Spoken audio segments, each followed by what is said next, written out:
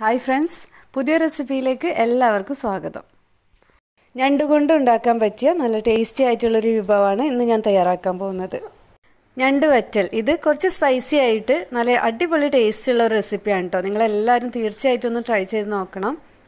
ഇതിലേക്ക് ഞാനിപ്പോൾ 1 കിലോ ഞണ്ടാണ് എടുത്തിട്ടുള്ളത്.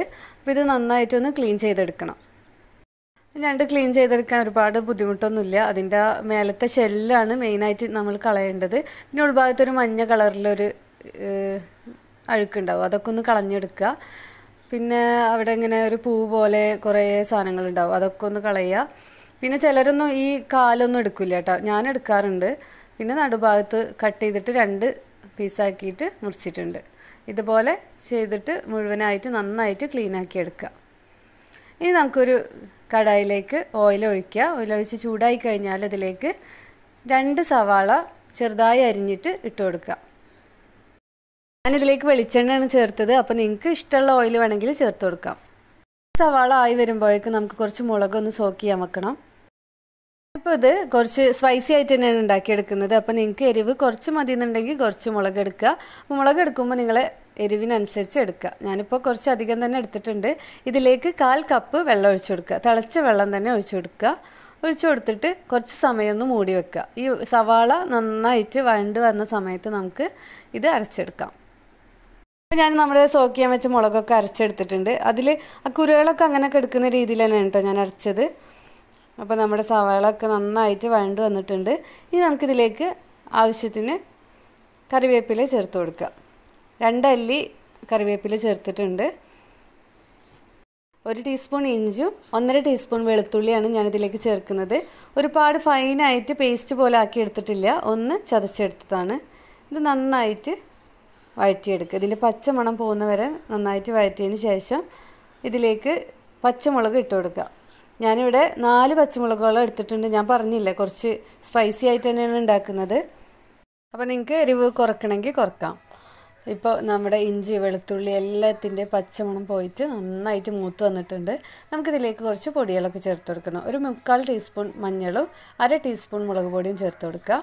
ഇത് നന്നായിട്ട് മൂക്കുന്നവരെ നന്നായിട്ടൊന്ന് വഴറ്റിയെടുക്കുക. അപ്പോൾ ഈ സമയത്ത് ലോ ഫ്ലെയിമിൽ വെച്ചോളൂ കേട്ടോ, അല്ലെങ്കിൽ കരിഞ്ഞു പോവും. ഇനി ഇതിലേക്ക് 1/4 ടീസ്പൂൺ മല്ലിപ്പൊടി കൂടെ ചേർക്കുക. അത് നന്നായിട്ടൊന്ന് വഴറ്റിയെടുക്കുക. അതിൻ്റെ പച്ചമണമൊക്കെ പോയി കിട്ടണം. ഇനി ഇതിലേക്ക് നമ്മൾ നേരത്തെ റെഡിയാക്കി വെച്ച ചില്ലി പേസ്റ്റ് ഉണ്ടല്ലോ, അത് കൂടെ ചേർത്ത് കൊടുക്കുക. അത് ചേർത്ത് കഴിഞ്ഞാൽ ഫ്ലെയിം ഒന്ന് കൂട്ടി കൊടുക്കുക. കൂട്ടി എടുത്തിട്ട് കൈവിടാതെ നന്നായിട്ടൊന്ന് വഴറ്റിയെടുക്കുക. നമ്മൾ ഫ്ലെയിം കൂട്ടി വെച്ചിട്ട് ഒന്ന് വഴറ്റിയെടുക്കുകയാണെങ്കിൽ ഇതിൻ്റെ കറക്റ്റ് ഫ്ലേവർ ഇതിലേക്ക് ഇറങ്ങാൻ വേണ്ടിയിട്ടാണ്. വീണ്ടും ഫ്ലെയിം കുറച്ച് വെക്കുക.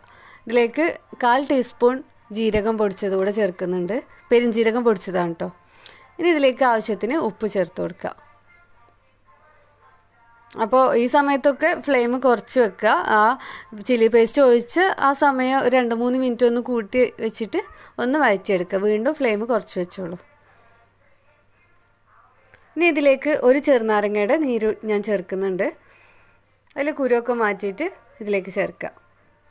ഇത് നന്നായിട്ടൊന്ന് വഴറ്റിയെടുക്കുക. ഇനി നമ്മൾ ക്ലീൻ ചെയ്ത് റെഡിയാക്കി വെച്ച ഞണ്ടുണ്ടല്ലോ, അത് ഇതിലേക്ക് ചേർത്ത് കൊടുക്കുക. ഈ ഞണ്ട് ചേർക്കുന്ന സമയത്തും ഫ്ലെയിം കുറച്ച് തന്നെ ഇരുന്നോട്ടെ. ഇനി നന്നായിട്ടൊന്ന് മിക്സാക്കി എടുക്കുക. നന്നായിട്ട് മിക്സാക്കി എടുത്തതിന് ശേഷം നമുക്കൊന്ന് അടച്ചു വെച്ചിട്ട് വേവിച്ചെടുക്കാനുണ്ട്. അപ്പോൾ ഇതിൻ്റെ മസാലകളൊക്കെ എല്ലാ ഭാഗത്തും എത്തുന്ന രീതിയിൽ നന്നായിട്ടൊന്ന് ഇളക്കിയെടുക്കുക.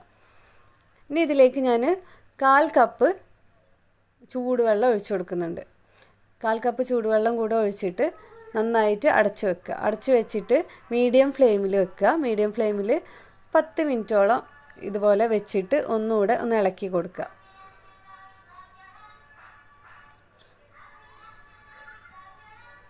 വീണ്ടും ഞാൻ അടച്ചു വെക്കുകയാണ്. അടച്ചു വെച്ചിട്ട് ഒരു 10 മിനിറ്റ് കൂടെ ഇരിക്കണം. ഏകദേശം ഒരു 20 മിനിറ്റ് കൊണ്ട് തന്നെ ഇത് നന്നായിട്ട് വെന്തിട്ടുണ്ടാവും. അപ്പോൾ ഞാൻ ഒരു 20 മിനിറ്റ് കഴിഞ്ഞതിന് ശേഷം തുറന്ന് നോക്കുകയാണ്. അപ്പോൾ അതിൻ്റെ ഇടയിലൊന്ന് ഇളക്കി കൊടുക്കണം കേട്ടോ, അത് മറക്കരുത്. ഇനി ഫ്ലെയിം ഒന്ന് കൂട്ടി വെച്ചിട്ട് ഇതിൻ്റെ ആ വെള്ളം ഇറങ്ങി വന്നതൊക്കെ ഒന്ന് വറ്റിച്ചെടുക്കണം. ഒരു 3 മിനിറ്റോളം ഒന്ന് ഇളക്കിയെടുക്കുമ്പോഴേക്കും നന്നായിട്ട് ഡ്രൈ ആയിട്ട് കിട്ടും. നമ്മുടെ ഞണ്ട് വറ്റലൊക്കെ റെഡി ആയിട്ടുണ്ട്. ഞാനിതിലേക്ക് കുറച്ച് കറിവേപ്പില കൂടെ ചേർക്കുന്നുണ്ട്. അപ്പോൾ ആദ്യം നമ്മൾ ചേർത്തിട്ടുണ്ടായിരുന്നു. അവസാനം ചേർക്കുമ്പോൾ എന്തായാലും ഒരു പ്രത്യേക മണം തന്നെയായിരുന്നു കറിവേപ്പില അവസാനം ചേർക്കുമ്പോൾ. അപ്പോൾ ഈ കറിവേപ്പില കൂടെ ചേർത്തിട്ട് നന്നായിട്ടൊന്ന് മിക്സാക്കി എടുക്കുക. ഇപ്പം നമ്മുടെ ഞണ്ട് വറ്റൽ ഇവിടെ റെഡി ആയിട്ടുണ്ട്. ഇനി നന്നായി ചൂടാറിയതിന് ശേഷം നമുക്ക് ഒന്നുകൂടെ ഡ്രൈ ആയിട്ട് കിട്ടും. ഇനി നിങ്ങളെല്ലാവരും ഞണ്ട് ഉണ്ടാക്കുമ്പോൾ ഈ രീതിയിലൊന്നും ഉണ്ടാക്കി നോക്കട്ടോ, എന്തായാലും ഇഷ്ടപ്പെടും. ഇത് ഞാനൊരു പ്ലേറ്റിലേക്ക് മാറ്റുകയാണ്. ഞണ്ട് ഉണ്ടാക്കിയിട്ട് പെട്ടെന്ന് തന്നെ കഴിക്കാനൊന്നും പറ്റില്ല. നല്ല റിലാക്സ് ചെയ്തിട്ട് നല്ല ഫ്രീ ആയിട്ടുള്ളപ്പോൾ നല്ല എൻജോയ് ചെയ്തിട്ട് കഴിക്കണം. എങ്കിലേ അതിൻ്റെ കറക്റ്റ് ടേസ്റ്റ് നമുക്ക് അറിയുള്ളൂ. അപ്പോൾ നിങ്ങൾക്ക് ഈ വീഡിയോ ഇഷ്ടമായി എന്നുണ്ടെങ്കിൽ ഒന്ന് ലൈക്ക് ചെയ്യുക. ഇനിയും സബ്സ്ക്രൈബ് ചെയ്യാത്തവരുണ്ടെങ്കിൽ ഒന്ന് സബ്സ്ക്രൈബ് ചെയ്തിട്ട് സപ്പോർട്ട് ചെയ്യണേ.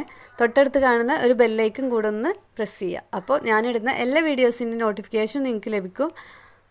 ഇനി ഒരുപാട് നല്ല റെസിപ്പീസുമായി വരുന്നത് വരേക്കും താങ്ക് യു. ബൈ.